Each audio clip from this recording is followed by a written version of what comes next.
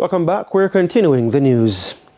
Now, many people have begun their Christmas shopping, but vendors in the downtown Kingston district are complaining that they're watching every penny. As DJ Thomas now reports, this is impacting their sales. If you are a merchant, it all comes down to this: December sales. This is when consumers are known to spend more than they would throughout the year. But many people have changed their spending habits due to increasing costs of goods and services. From the street side to the market, vendors are feeling the pinch. You know what the money there? People have now buy, people have the money. I'm going Christmas, I like ham, I like cake, I like sorrel, I like all them something for Christmas. I'm not looking at have it for Christmas. Make sure it's for like $500 on them something there, not seeing them something there again. Maybe like $1,000 for a shirt at best. Last year, crazy money, man. Money to me can't even count. Only for dollars. No, worst Christmas ever. This vendor goes by the name Sharon. She says she spent hundreds of thousands of dollars on goods, but they remain in containers. Let me try to tell the people them go over the wall and never send things come get them family. It's a good thing. Say the people loan money, I can borrow, come in and don't owe me that money. They were there for lock me up. It's like a sad song, and clothing vendors aren't the only ones singing it. Those who sell produce, like Miss Dimples, say they've had to fork out more to stock up.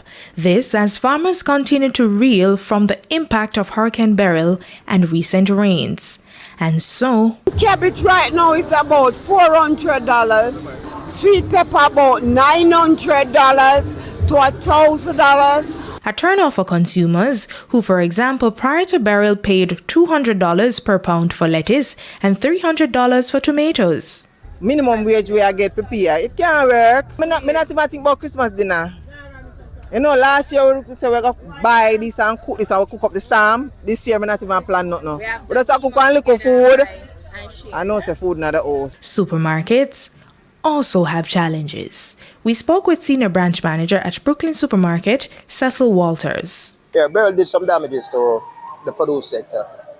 You know, so of course we asked our produce suppliers, you know, if they could go and find, you know, the least expensive prices. I mean, because we know the customers are going to feel it. At one time when the tomatoes came back, oh Lord, they were so expensive. You know, I mean, we had to cry to our suppliers. I said, no, you understand? See what you can do for us so we can lower these prices so it won't affect our customers too hard. And even so, the financial constraints have left some of his customers salty. When you come in here and look at the price, you can buy a motor car. Very high. The money is not there to buy the stuff, and you come with $1 million in the supermarket, and you come out with something that you can carry in your hand, and it don't even worth it. Imagine a small piece of broccoli like this for $650, 0.200 kilograms, $650. In part 3, the experts weigh in. Deidre Thomas, TVJ News.